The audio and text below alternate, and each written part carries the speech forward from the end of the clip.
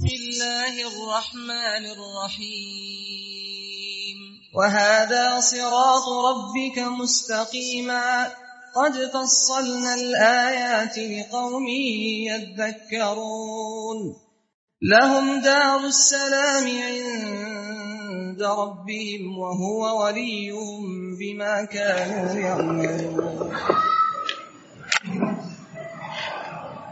إن الحمد لله نحمده ونستعينه ونستغفره ونعوذ بالله من شرور أنفسنا ومن سيئات أعمالنا من يهد الله فلا مضل له ومن يضلل فلا هادي له وأشهد أن لا إله إلا الله وحده لا شريك له وأشهد أن محمدا عبده ورسوله لا نبي بعده اللهم صل وسلم على محمد وعلى آله وأصحابه أجمعين يا أيها الذين آمنوا اتقوا الله حق تقاته ولا تموتن إلا وأنتم مسلمون يا أيها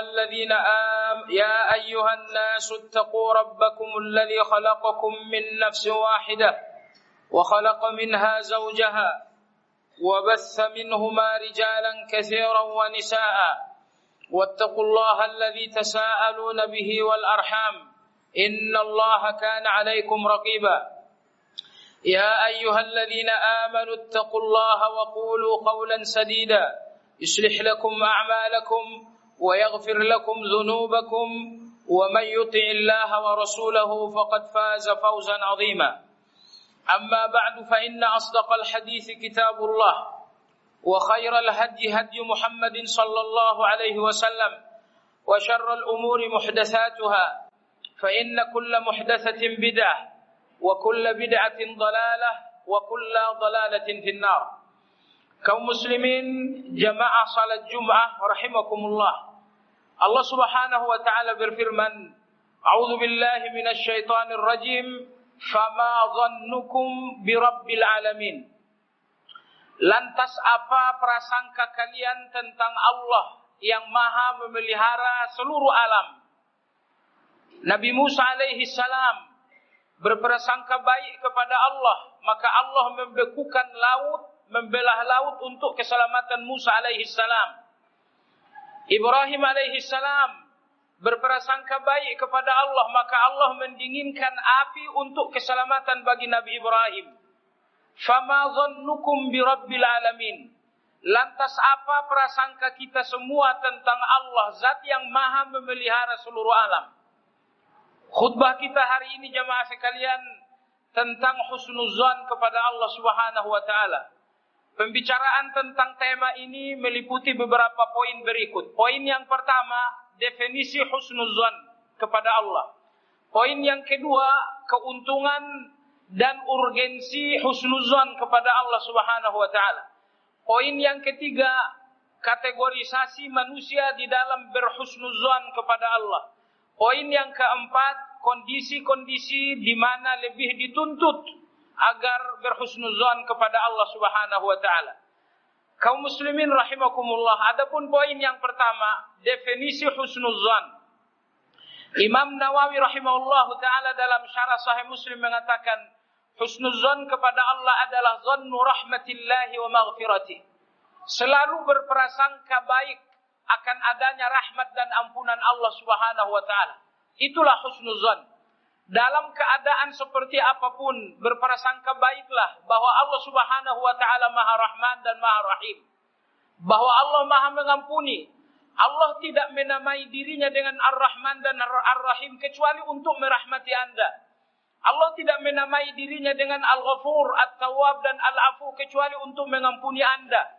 Allah Subhanahu wa taala tidak menamai dirinya dengan Ar-Razzaq, Al-Karim dan Al-Wahhab kecuali untuk selalu memberi Anda. Allah tidak menamai dirinya dengan Al-Aziz, Al-Qawi kecuali untuk melindungi Anda. Maka jemaah sekalian yang saya hormati, husnuzan kepada Allah artinya, definisinya, selalu memandang Allah akan berbuat rahmat dan bermaghfirah atau mengampuni. Kemudian poin yang kedua, urgensi dan keutamaan husnuzan. Yang pertama, Husnuzan kepada Allah Subhanahu wa taala merupakan bukti bahwa seseorang betul-betul memiliki kondisi ma'rifat yang baik tentang Allah. Bahwa seseorang benar-benar mengenal siapa Allah Subhanahu wa taala. Karena tidak ada yang mengenal Allah melainkan ia selalu husnuzan kepada Allah dalam setiap keadaan. Husnuzan kepada Allah dalam keadaan baik, husnuzan pula kepada Allah dalam keadaan buruk.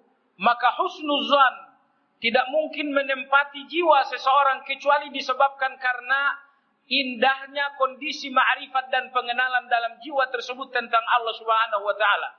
Maka apabila Anda tidak memahami, tidak mengetahui kondisi ma'rifat dan pengenalan Anda tentang Allah, maka lihatlah husnuzan Anda kepada Allah dalam segala keadaan hidup. Apabila Anda selalu melihat Allah dengan husnuzan dalam keadaan baik maupun dalam keadaan buruk, maka bersyukurlah, karena husnuzan selalu membuktikan bahwa seseorang benar-benar mengenal Allah Subhanahu wa taala. Kemudian urgensi dan keutamaan husnuzan kepada Allah yang kedua, bahwa husnuzan penyebab seorang hamba bertawakal kepada Allah. Ulama-ulama kita mengatakan bahwa separuh agama ini adalah tawakal. Allah berfirman, "Iyyaka na'budu wa iyyaka nasta'in." Imam Ibnu Qayyim rahmatullah alaihi mengatakan, dalam ayat ini Allah membagi agama ini ke dalam dua kategori. Na'budu ibadah. Dan yang kedua nasta'in tawakal. Maka orang yang bertawakal berarti telah menjalankan separuh agama. Namun tidak ada jalan bagi siapapun untuk bertawakal kecuali husnuzan kepada Allah. Kenapa orang yang sakit bertawakal untuk kesembuhan? Karena husnuzan Allah akan memberikan kesembuhan. Kenapa orang yang terzalimi bertawakal kepada Allah untuk mendapatkan keadilan? Jawabannya karena husnuzan Allah akan memberikan keadilan. Kenapa orang yang dalam kesulitan dan kesusahan bertawakal kepada Allah? Jawabannya karena husnuzan Allah akan memberikan kelapangan dan kemudahan. Maka tawakal adalah buah dari husnuzan kepada Allah. Kemudian keuntungan dan urgensi husnuzan yang ketiga, bahwa husnuzan penyebab seseorang diampuni oleh Allah Subhanahu wa taala. Dalam hadis hasan yang diriwayatkan oleh Imam Tirmidzi dari Anas bin Malik radhiyallahu an, Allah tabaraka wa taala berfirman dalam hadis qudsi, "Ya ibn Adam, innaka ma da'awtani wa rajautani, ghafartu laka ala ma kana minka wa la ubali." Wahai anak Adam, sepanjang engkau berdoa kepadaku dan sepanjang engkau penuh harap kepada aku, akan kuampuni dosa masa lalumu. Dan aku tidak mau tahu sebesar apapun itu dosa-dosamu. Dalam ayat ini kegembiraan disampaikan Allah dalam hadis qudsi. Bahwa Allah tidak mau tahu sebesar apa dosa masa lalu kita. Sebanyak apa tumpukan-tumpukan maksiat masa lalu kita. Dan kita semua datang dari masa lalu. Entah seperti apapun tumpukan maksiat. Namun Allah mengatakan, aku enggak peduli. Tetap akan mengampuninya namun dengan syarat. Berdoalah dan selalulah berharap kepada aku. Maka husnuzan jamaah sekalian, ternyata sebuah ibadah hati. Husnuzan bukan gerakan tubuh. Husnuzan bukan pula istighfar ucapan lisan. Husnuzan adalah ibadah hati. Namun ternyata ibadah hati walau tidak berbentuk ucapan dan gerakan, husnuzan ini menggugurkan dan menghapuskan dosa masa lalu seseorang. Kemudian keuntungan dan urgensi husnuzan yang terakhir, bahwa husnuzan kepada Allah berarti pembebasan diri dari kesesatan dan kekafiran. Di dalam Al-Quran, saat Allah berbicara tentang putus asa, Allah hanya mengaitkan putus asa dengan dua kategori orang, kafir dan sesat. Allah berfirman, "Innahu la yai'asu min rauhillahi illa al-qaumul kafirun." Sungguh, tidak ada orang yang berputus asa dari kasih sayang Allah kecuali orang kafir. Dalam ayat ini, putus asa dihubungkan oleh Allah dengan orang kafir. Lalu dalam ayat lain Allah berfirman, "Wa man yaqnatu min rahmati rabbih illa ad-dallun." Tidak ada yang berputus asa dari kasih sayang Allah kecuali orang-orang sesat. Maka di dalam Al-Quran, ayat yang berbicara tentang kebenaran, Allah menyatakan bahwa hanya ada dua kategori manusia yang putus asa, yang kehilangan husnuzan kepada Allah. Pertama orang-orang kafir, dan yang kedua adalah orang-orang sesat. Maka dengan berhusnuzan kepada Allah Subhanahu wa taala, berarti Anda telah melepaskan diri dari kesesatan, juga telah melepaskan diri dari kekufuran. Kaum muslimin rahimakumullah, Adapun poin yang ketiga, yaitu kategorisasi manusia dalam husnuzan. Ada 3 kategori manusia dalam berhusnuzan kepada Allah. Yang pertama, orang yang suudzon kepada Allah. Mereka lah orang yang berusaha berbuat baik, tetapi mereka tidak berharap akan memasuki surga. Salat dengan sungguh-sungguh, puasa dengan sungguh-sungguh, namun dia tetap merasa jangan-jangan aku tidak akan masuk surga. Orang yang terjebak dalam suudzon seperti ini biasanya adalah sebagian dari kalangan kaum filsafat yang jauh dari ilmu, dan orang-orang tasawuf juga demikian. Kemudian kelompok kedua adalah kelompok orang-orang yang husnuzan, yaitu mereka yang beramal baik lalu berprasangka baik kepada Allah.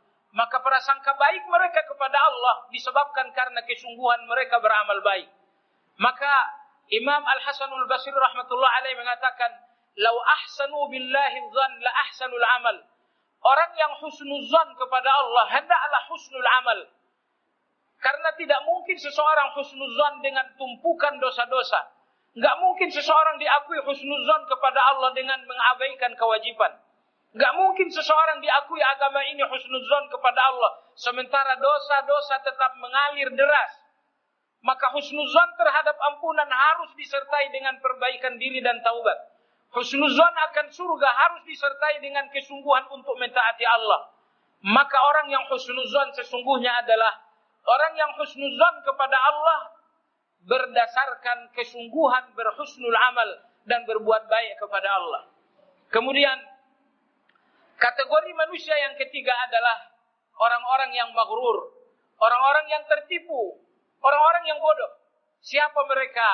Mereka adalah orang-orang yang berbuat baik namun berhusnuzan. Mereka adalah orang-orang yang berbuat jahat, berbuat maksiat dan dosa namun berhusnuzan kepada Allah Subhanahu wa taala. Berharap ampunan dengan tumpukan dosa yang tidak diistighfari. Berharap masuk surga dengan perbuatan baik yang tidak pernah dilakukan. Ini orang-orang yang tertipu. Merasa berhusnuzan tetapi amal sangat buruk kepada Allah Subhanahu wa taala. Maka oleh sebab itulah jemaah sekalian, bukti konkret seseorang husnuzan saat ia betul-betul bersungguh-sungguh untuk berbuat baik, beramal saleh kepada Allah Subhanahu wa taala. Kemudian poin yang terakhir jemaah sekalian, kondisi-kondisi lebih ditekankan bagi siapapun untuk berhusnuzan kepada Allah. Kondisi yang pertama, husnuzanlah kepada Allah saat berdoa. Jemaah sekalian, saat tangan ini tertengadah meminta, saat lisan ini berucap memohon, yang pertama kali Anda tanamkan dalam jiwa dalam setiap doa-doa, innallaha ala kulli syai'in qadir. Bahwa Allah Subhanahu wa taala mampu untuk semua permohonan-permohonanku. Jemaah sekalian, apabila lisan meminta, tangan memohon, Allah Subhanahu wa taala melihat jiwa seseorang. Jika Allah menemukan husnuzan dalam jiwanya, maka Allah menerima permohonan lisannya. Tapi jika Allah tidak menemukan husnuzan dalam hatinya, maka Allah menolak doanya. Nabi SAW bersabda, innallaha la yaqbalu du'aan min qalbin ghafilin lahin. Allah Subhanahu wa taala tidak menerima doa dari hati yang lalai. Maka oleh sebab itu jemaah sekalian, berdoalah dengan hati sebelum Anda berdoa dengan lisan. Andalkan atau gunakan husnuzan kepada Allah dalam hati sebelum akhirnya lisan ini bergerak untuk menyampaikan permohonan kepada Allah. Maka jemaah sekalian, sebagian orang ngerasa bahwa dia punya keinginan-keinginan yang menurutnya terlalu berlebihan untuk dirinya.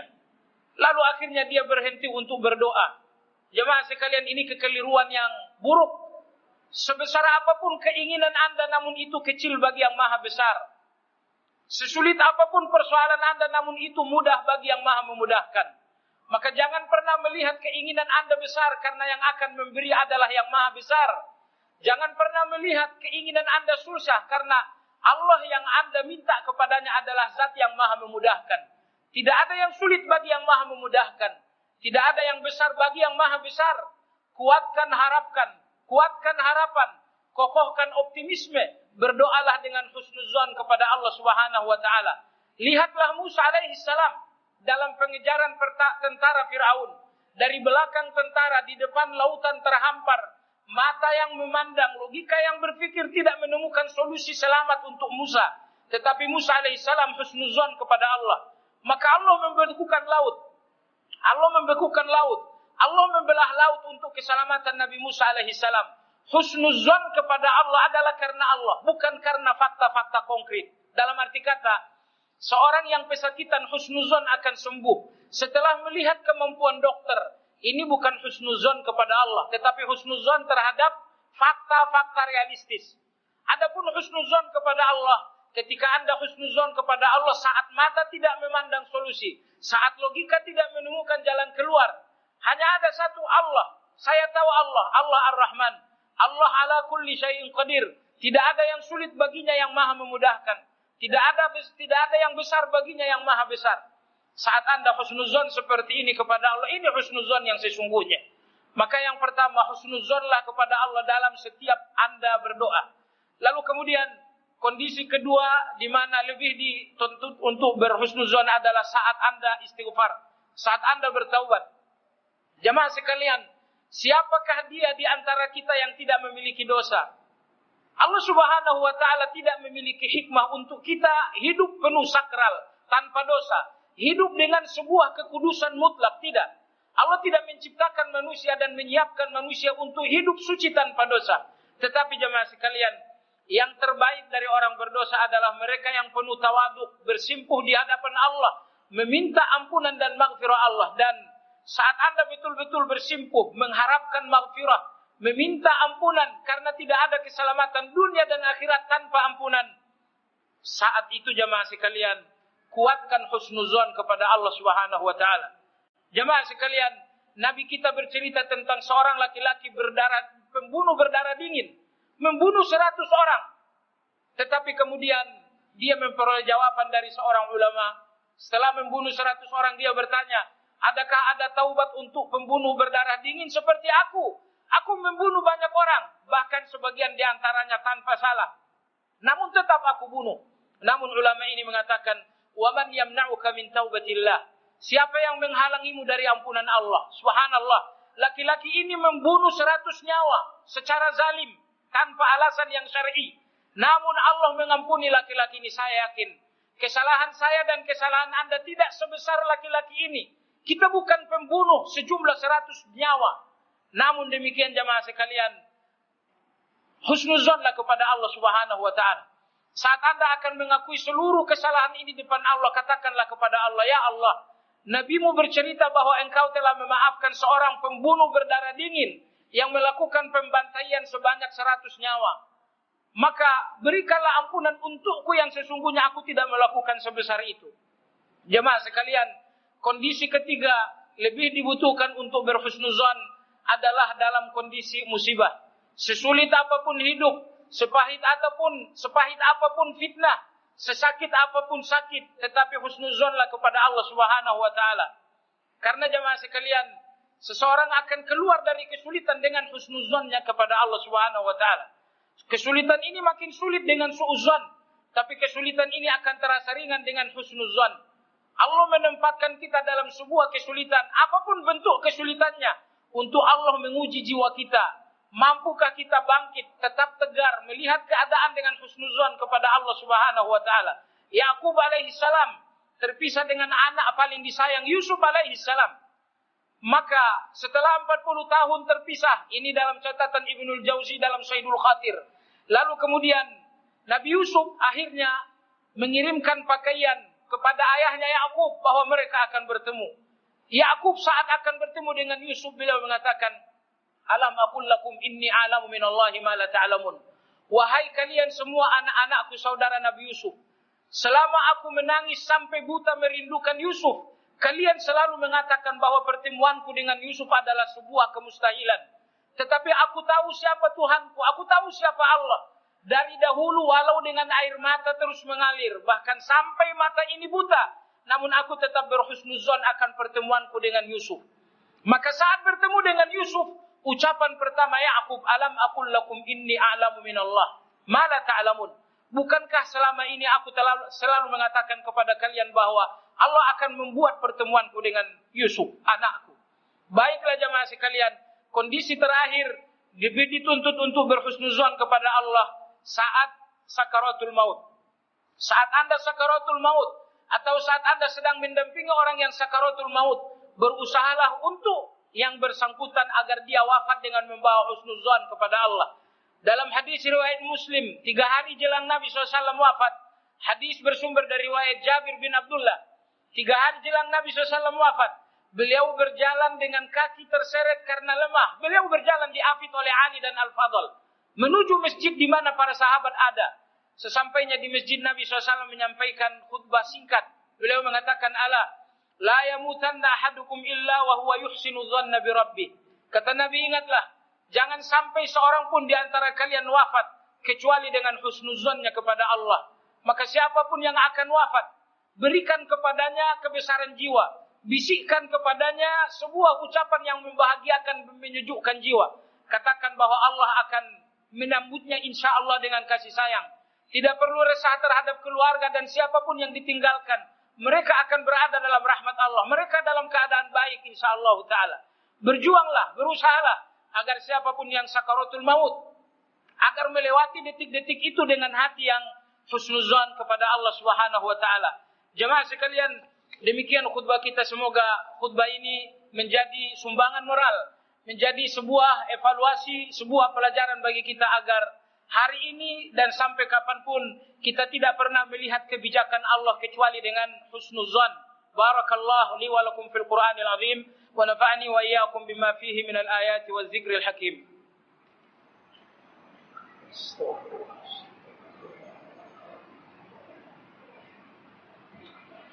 Alhamdulillah hamdan katsiran tayyiban mubarakan fihi kama yuhibbu rabbuna tabaraka wa ta'ala wa yarda.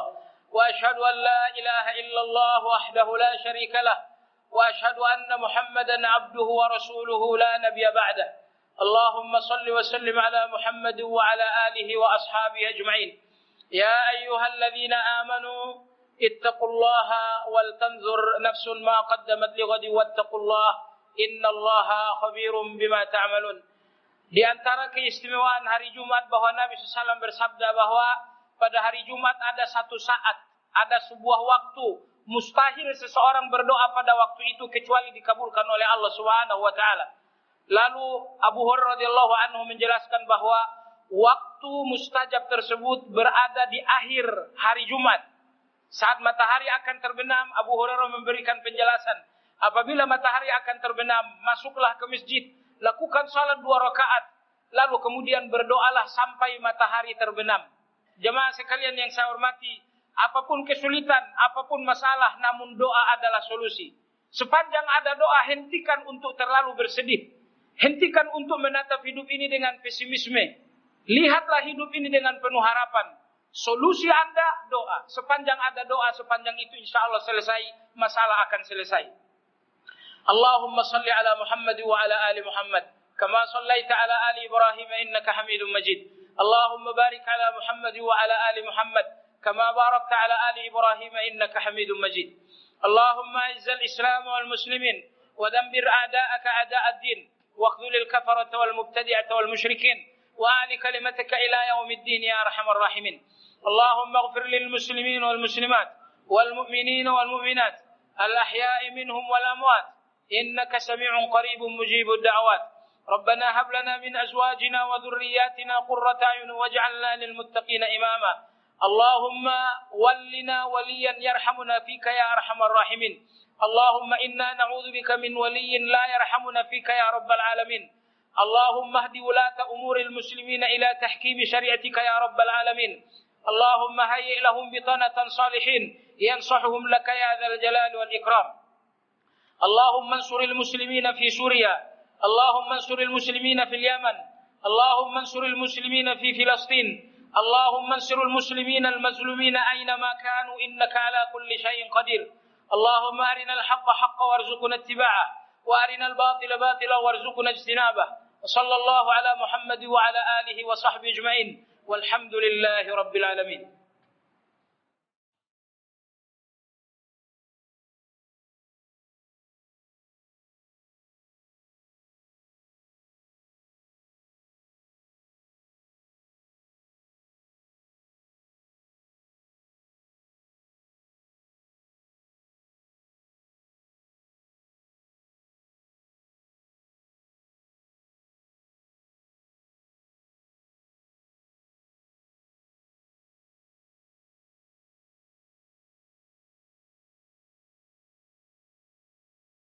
الله الله الله